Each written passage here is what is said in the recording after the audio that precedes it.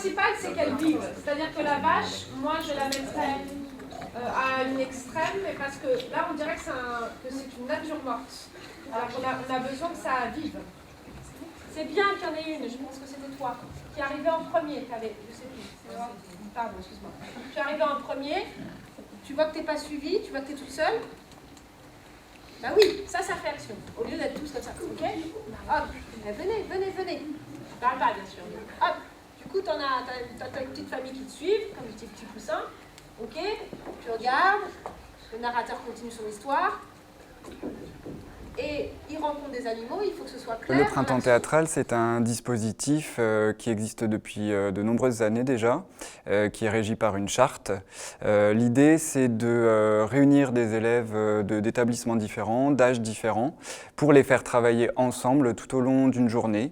Dans une structure théâtrale. Le printemps théâtral, donc, c'est un dispositif qui est soutenu par la délégation académique aux arts et la culture, qui est un service du rectorat de Lille, et on le construit en partenariat avec donc, ce service et également avec l'appui de l'inspecteur de lettres en charge du théâtre, M. Fesneau, et la CASEAT, la commission académique de suivi des enseignements et des activités du théâtre. Cette année, donc, on a travaillé avec une jeune compagnie lilloise qui s'appelle L'Ouvrier du Drame. En fait, Étienne Vizinet est venu voir notre spectacle Reste d'opérette. Il a proposé à toute cette équipe-là de venir intervenir pour cette journée que nous, on ne connaissait pas. Puisque Étienne Vizinet avait vu notre travail de clown, on ne s'est pas plongé dans l'idée du travail du clown réellement, c'est-à-dire ce qu'on appelle le clown serait la chose du nez rouge avec tout ce travail qui peut être un peu laborieux, voire des fois un peu intime, etc. à traverser.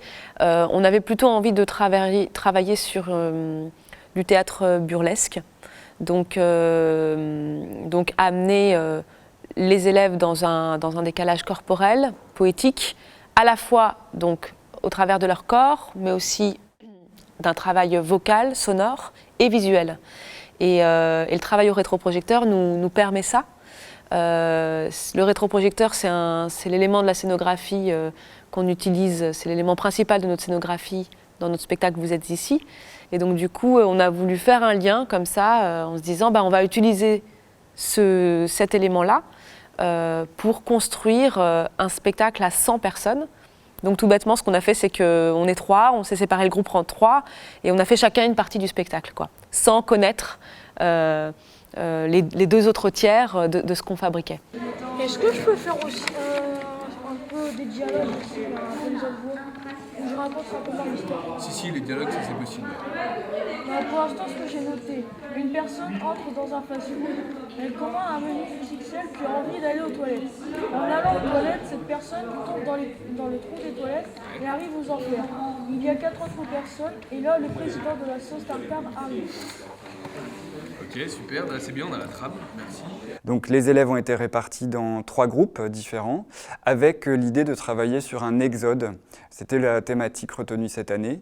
Et à l'intérieur de ces 3 groupes, les élèves ont travaillé en atelier, avec un atelier bruitage, un atelier narration, où les élèves ont dû écrire l'histoire d'un exode, des comédiens, donc des élèves qui ont joué en muet, et puis également un travail sur la création de décors à partir du rétroprojecteur. Les élèves avaient amené plusieurs objets pour faire de la musique et également pour créer des décors, donc à partir de crayons, d'objets de récupération.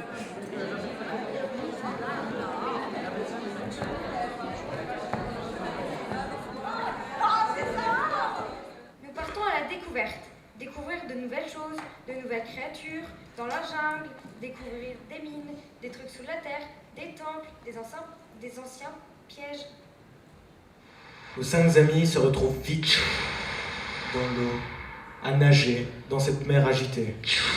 L'eau est froide. L'un d'entre eux voit au loin un bateau. On sait à quel point c'est précieux de rencontrer des artistes et on sait à quel point c'est précieux que nous, on s'y donne réellement parce que ça peut faire naître des très belles choses pour nous comme pour eux.